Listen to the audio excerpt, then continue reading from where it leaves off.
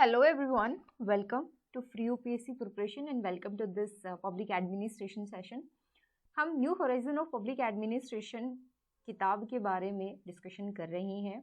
Chapter 17 जो है इस बुक का वो बेस्ड है पब्लिक पर्सनल एडमिनिस्ट्रेशन के ऊपर और इसका पार्ट 1 हम देख चुके हैं। पार्ट 2 के अंदर हम ब्यूरोक्रेसी के बारे में अपना जो डिस्कशन है उसको कंटिन्यू करते हैं, राइट। अगर आपको प्रीवियस सेशन में कोई डाउट था, कुछ पूछना था, कुछ भी अपनी तरफ से कोई सजेशन था तो आप कमेंट सेक्शन में हमें बता सकते हैं। ओके, तो चलिए स्टार्ट करते हैं। कल हमने डिस्कस किया था कि पर्सनल सिस्टम होता क्या है, सिग्निफिकेंस क्या है, उन सारी चीज़ों के बारे में हमने बात करी थी।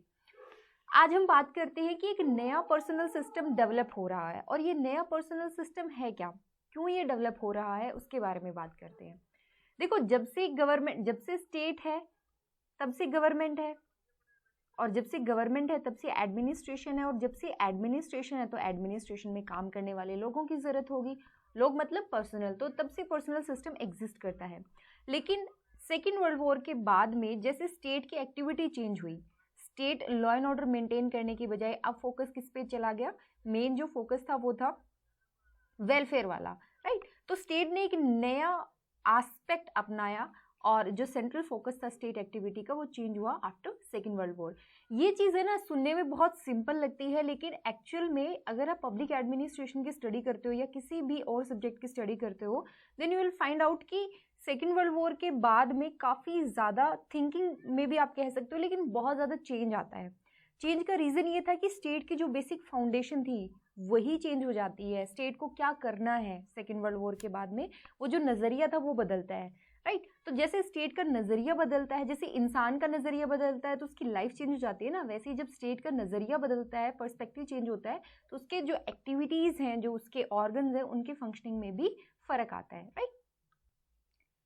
अब यहाँ पर ये जो स्टेटमेंट अभी मैं बताने जा रही हूँ ये आप आराम से खुद भी पढ़िएगा बुक में और याद रखिएगा, क्योंकि हो सकता है यूपीएससी डायरेक्टली इस पे क्वेश्चन पूछ सकती है। ये कहते हैं कि जो एडमिनिस्ट्रेशन का रोल है वो चेंज हुआ है। पहले क्या था एग्जीक्यूटिव का और अब क्या है मैनेजमेंट का। दोनों में फ़र्क क्या है, एग्जीक्यूशन में और मैनेजमेंट में। ये चीज़ आप बिल्कुल शुरुआत में पढ़ना शुरू करते हो, मतलब पेपर 1 का जो फर्स्ट टॉपिक है ना, जब पब्लिक एडमिनिस्ट्रेशन को इंट्रोड्यूस करवाया जाता है उसी टाइम आपको फ़र्क समझाया जाता है कि एडमिनिस्ट्रेशन क्या होता है, मैनेजमेंट क्या है, ऑर्गेनाइजेशन क्या होता है। बट यहाँ पर ये कहा गया है कि एग्जीक्यूटिव से अब क्या है, उसका रोल चेंज हो रहा है मैनेजमेंट की तरफ। यहाँ पर उन्होंने कॉट किया है, पाई पनंदीकर कहते हैं कि the executive type of administration is largely design to carry out the direction of the government. It seeks to fulfil all the legal requirement of public service. देखो, गवर्नमेंट को क्या करना है वो पता है, लेकिन ये सब कुछ यानी कि आपका जो गोल है वो गोल कौन डिसाइड कर रहा है, एडमिनिस्ट्रेशन नहीं। वो गोल जो है बेसिकली आपका जो गवर्नमेंट है, जो लेजिस्लेचर पार्ट है वो डिसाइड करके दे रही है। अब उसको एग्जीक्यूट करना, उस गोल को एग्जीक्यूट करना वो काम है एडमिनिस्ट्रेशन का। ऑन दी अदर हैंड जो मैनेजमेंट वाला काम होता है उसमें न केवल गवर्नमेंट की डायरेक्शन को कैरी आउट करना है, मतलब गवर्नमेंट जो कह रही है उस बात को भी मानना है, साथ ही साथ गवर्नमेंट का जो वो गोल है, ठीक है, उस गोल को अचीव करने के साथ कुछ वैल्यूज़ भी अटैच हैं, उन वैल्यूज़ की फुलफिलमेंट पे भी हमें फोकस करना है। फॉर एग्जाम्पल उज्ज्वला स्कीम चलाई थी गवर्नमेंट ने कुछ टाइम पहले। उज्ज्वला स्कीम जो है वो क्या था कि बेसिकली एलपीजी कनेक्शन दिए जाएंगे विमेन हाउस होल्ड या जो विमेन होगी उनके नाम पे। इसका सिंपल सा ऑब्जेक्टिव है कि दो काम करना है, एक तो इंडोर पोल्यूशन वाला सिस्टम उसको कम करना है और दूसरा ये कि विमेन एम्पावरमेंट पर भी फोकस करना है। दो ऑब्जेक्टिव थे। एक जो एक्सप्लिसिटली मेंशन्ड ऑब्जेक्टिव था वो यही था कि इंडोर पोल्यूशन के लिए अब हमें क्या करना है, क्लीन फ्यूल प्रोवाइड कराना है, और उसके लिए उज्ज्वला स्कीम चलाई गई थी।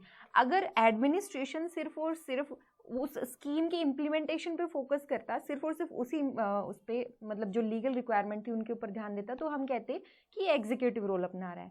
ऑन दी अदर हैंड जो उनका दूसरा गोल था कि विमेन एम्पावरमेंट पे भी फोकस करना है, तो अब अगर एडमिनिस्ट्रेशन उस दूसरे गोल पर भी फोकस कर रहा है, मतलब उस वैल्यू पर भी ध्यान दे रहा है, वुमेन एम्पावरमेंट वाली वैल्यू पर भी ध्यान दे रहा है, तो वी कैन से कि हाँ ये मैनेजमेंट वाला फंक्शन जो वो परफॉर्म कर रहा है, ठीक है।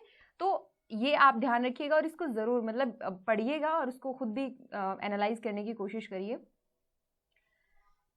जो एग्जीक्यूटिव वाला फंक्शन होता है उसमें क्या काम करता है एडमिनिस्ट्रेशन, लॉ एंड ऑर्डर को मेंटेन करना, सोशल एंड इकोनॉमिक लाइफ को रेगुलेट करना स्टेच्यूटरी रिक्वायरमेंट के अकॉर्डिंग, मतलब जो बताया गया है, जो कानून में लिखा गया है उसके हिसाब से काम करना और गवर्नमेंट की डायरेक्शन को कैरी आउट करना, गवर्नमेंट ने जो कह दिया उसको लागू करना। मैनेजमेंट वाले में क्या होता है कि यहाँ पर जो डेवलपमेंट एडमिनिस्ट्रेशन है वो कोई ना कोई ऑब्जेक्टिव या कोई ना कोई प्रोग्राम के थ्रू हम कंप्लीट करने की कोशिश कर रहे हैं, जैसे मनरेगा प्रोग्राम चला दिया, जनधन अकाउंट खोला, राइट। तो ये क्या है, अलग अलग डेवलपमेंट के प्रोग्राम चलाए जा रहे हैं, तो इनके साथ कुछ वैल्यूज भी अटैच हैं। तो it focuses its attention not merely on carrying out of the various government direction but rather securing programmatic values, or in other words on the achievement of goals and successful completion of programs, right। तो ये फर्क है, बहुत बारीक सा फर्क है, पता होना चाहिए फिर भी। चलिए आगे बढ़ते बात करते हैं development of new personal administration की। इसी के दौरान हमें एक और चीज़ के बारे में पता चलता है, दैट इज अडेप्टिंग ब्यूरोक्रेसी। जब भी हमें बात करनी होती है चेंज की या रिफॉर्म की, तो सबसे बड़ा जो रुकावट आती है वो ये कि ब्यूरोक्रेसी अपने आप को चेंज नहीं करना चाहती। मतलब जो हमारे सामने नोशन है वो है कि ब्यूरोक्रेसी बहुत रिजिड होती है। अब क्या है, गवर्नेंस का एक और एजेंडा बना है, एक और आइटम ऐड हुआ है एजेंडा के अंदर, वो ये कि ब्यूरोक्रेसी का जो अब काम करने का तरीका है, जो बेसिकली फिलॉसफी है एडमिनिस्ट्रेशन की, वो चेंज होनी चाहिए। Let me explain it in simple words. 2-3 line mix हो गया गेस यहाँ पे। देखो, सेकेंड वर्ल्ड वॉर ख़त्म हुई, लेकिन साथ ही 1947 में इंडिया भी इंडिपेंडेंट होता है, राइट।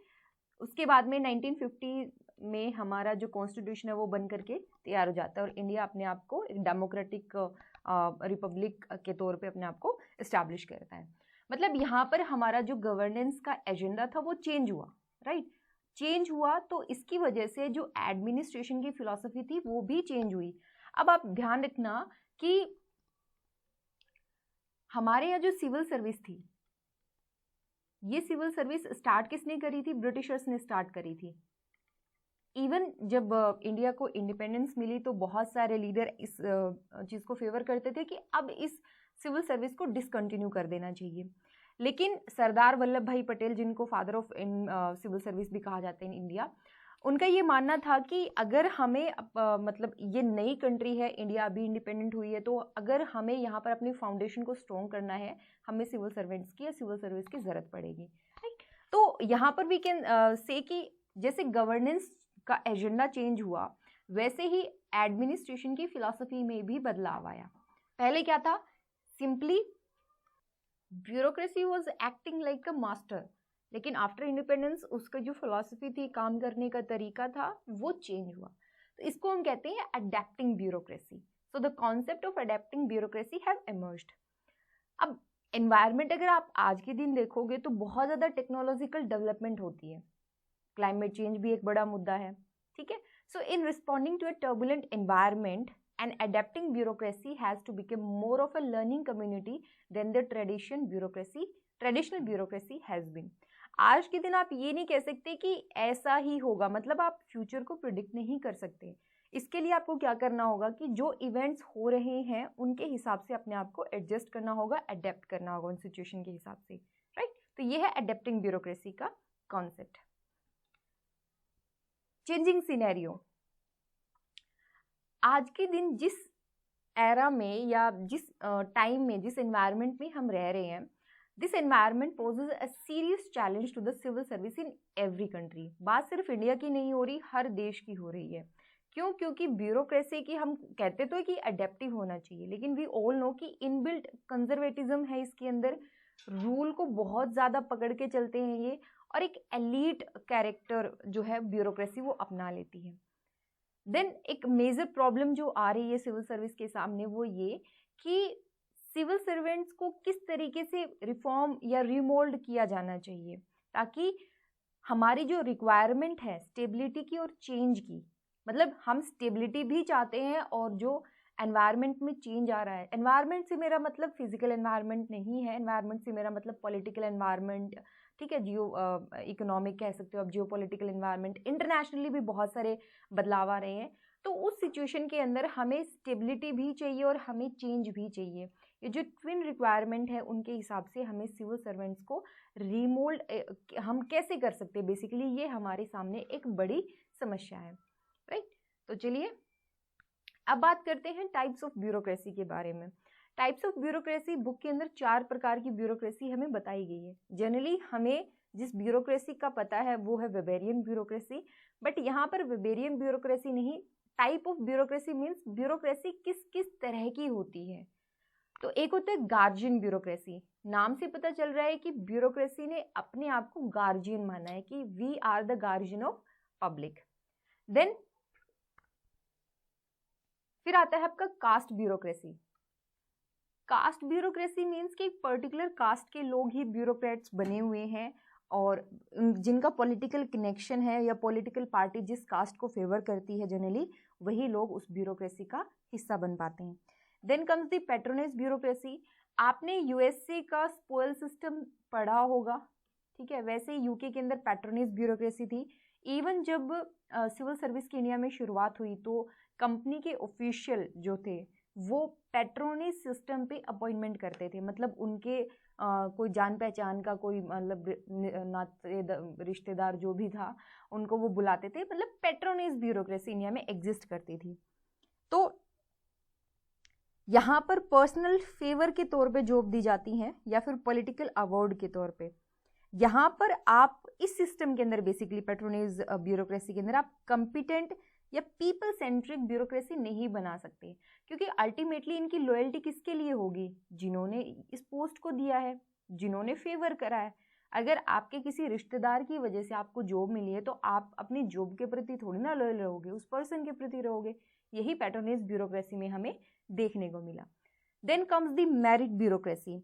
ये जो ब्यूरोक्रेसी है basically merit of public officials इस चीज़ पे बेस्ड है और यहाँ पर कोशिश की जाती है कि हम बेस्ट मैन को अपॉइंट कर पाएं फॉर द पब्लिक सर्विस। यहाँ पर मेरिट जज की जाती है बाय ऑब्जेक्टिव स्टैंडर्ड। तो ये 4 टाइप की ब्यूरोक्रेसी है जो आपकी बुक के अंदर मेंशन्ड है। फिर बात करते हैं एडवांटेजेस ऑफ ब्यूरोक्रेटिक सिस्टम।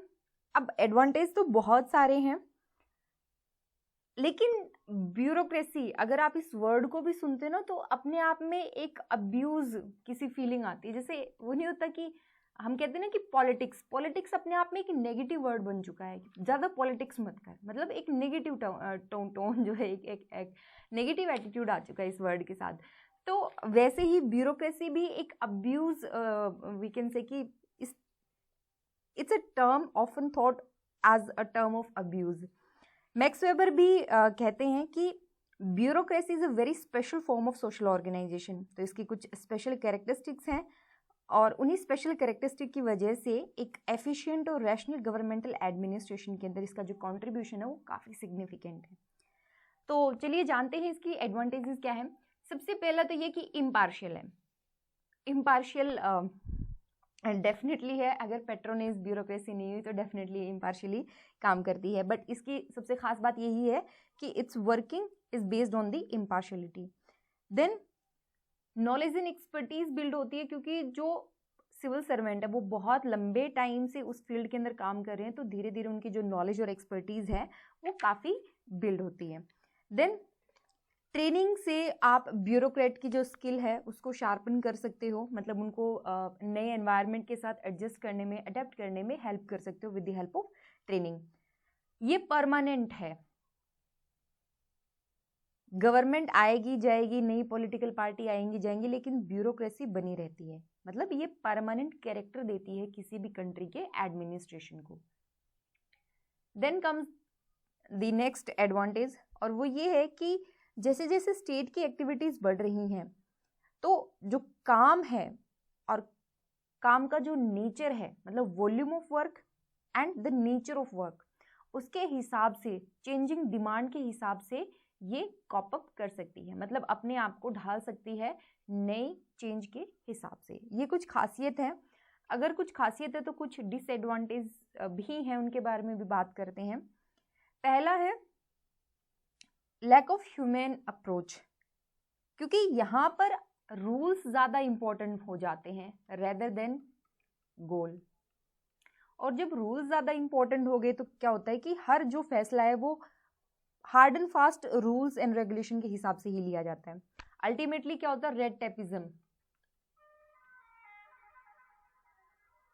और ऑब्जेक्टिव, जिन ऑब्जेक्टिव को अचीव करने के लिए जो वो रूल बनाए गए थे वो ऑब्जेक्टिव कहीं ना कहीं सेकेंडरी हो जाते हैं, मतलब उनकी प्रायोरिटी जो वो काफ़ी घट जाती है। तो ये है lack of human approach.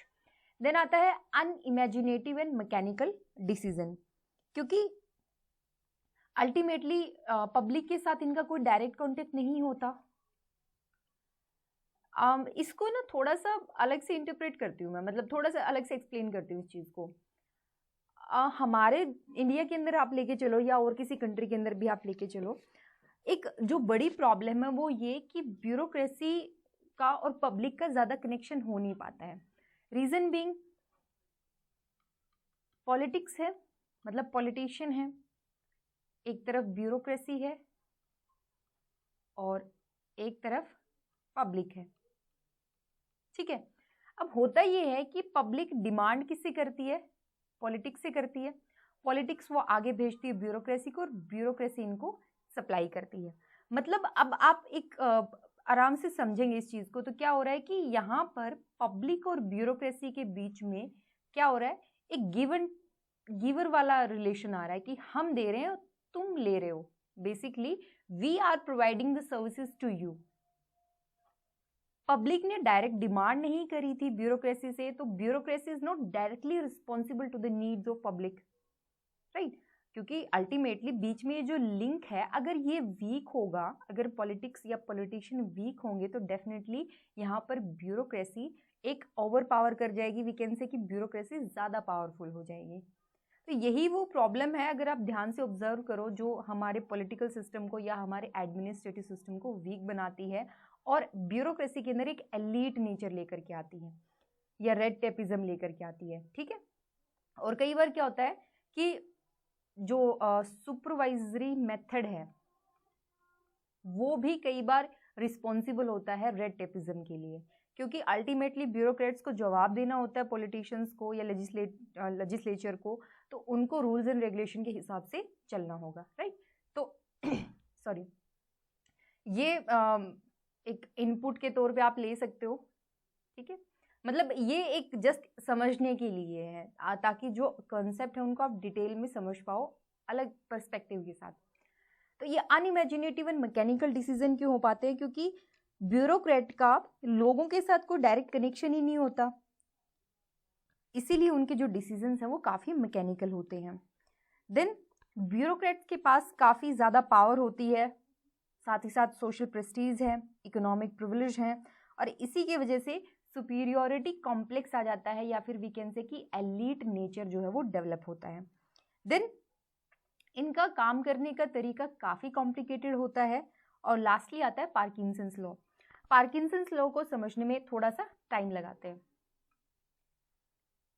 Parkinson's law को समझना बहुत ईजी है, वैसे तो आई गेस चैनल पे वीडियो भी है इसके बारे में, अगर आपको नहीं मिले तो एक बार कमेंट कर देना।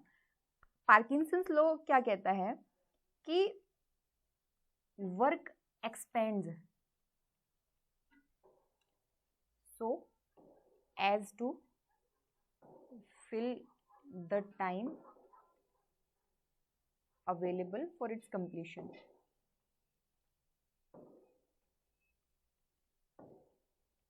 इसका एक बढ़िया सा एग्जांपल देती हूँ मैं। मान लो कि पब्लिक एडमिनिस्ट्रेशन सब्जेक्ट को आप 6 मंथ्स में कवर कर सकते हो पूरा।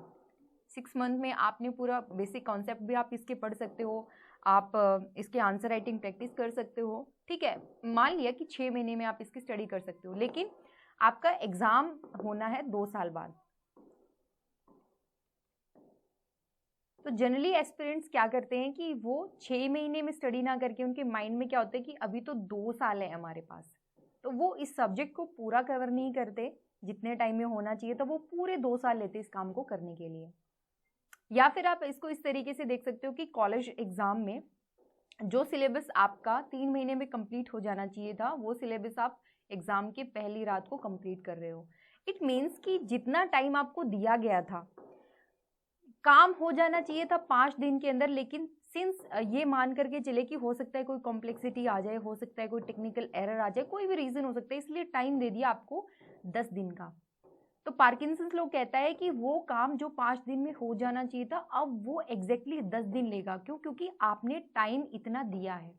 मतलब काम एक्सपेंड करता है, काम बढ़ जाता है, ताकि वो जो टाइम है, अवेलेबल टाइम है, उसको फिल कर सके। ठीक है, जिस काम को 2 दिन में हो जाना चाहिए था, लेकिन सिंस अब आपके पास उस काम को करने के लिए पूरा वीक है, तो अब वो वीक में ही करोगे आप। Okay, that is Parkinson's law. अब इसको आप समझो पब्लिक एडमिनिस्ट्रेशन में ये कैसे यूज होता है। फॉर एग्जाम्पल कोई सॉरी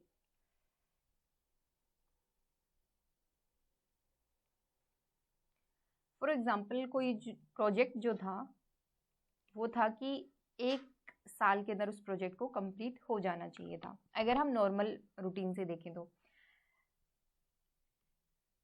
और उसको करने के लिए टाइम मिला कितना? 2 साल का। ठीक है, मतलब अगर हम उसके काम के हिसाब से देखें तो 1 ईयर में सही है, 1 साल में वो काम कंप्लीट हो जाएगा, लेकिन कॉम्प्लेक्सिटीज और अदर रीजन को ध्यान में रखते हुए आपको 2 साल का टाइम पीरियड दिया गया।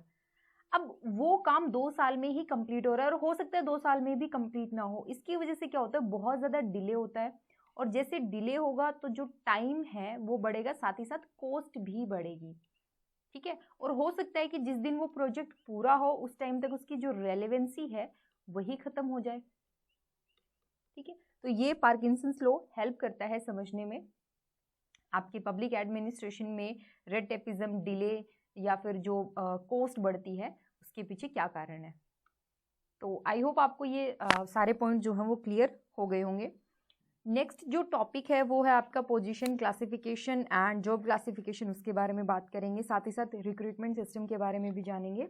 बट आज का ये जो लेक्चर है मैं यहीं पे ख़त्म करती हूँ। उम्मीद करती हूँ आपका ये सेशन पसंद आया होगा। आई नो हम थोड़ा सा स्लोली चीज़ों को एक्सप्लेन कर रहे हैं, बट मैं चाहती हूँ कि आप डिटेल में चीज़ों को समझें, और अपना जो सब्जेक्ट है, जो कॉन्सेप्ट है, उसको आपको दोबारा ये फील ना हो कि ये चीज़ मुझे नहीं आती। ओके, अगर आप पब्लिक एडमिनिस्ट्रेशन के नोट्स परचेज करना चाहते हो तो आप हमें कांटेक्ट कर सकते हो। जो लिंक है, डिटेल है, वो आपको डिस्क्रिप्शन बॉक्स में मिल जाएंगी। ठीक है, इसके अलावा पब्लिक एडमिनिस्ट्रेशन का पूरा कोर्स भी अवेलेबल है, जिसमें test series, notes, video lecture सारे कवर कराए गए हैं। और अगर आप सेल्फ स्टडी करना चाहते हो और आपको कोई डाउट है, कुछ पूछना है, तो भी आप हमें हमारे व्हाट्सएप नंबर पे कांटेक्ट कर सकते हो। ठीक है जी, तो चलिए फिर कल मिलते हैं। ख्याल रखिए अपना, take care and thank you so much.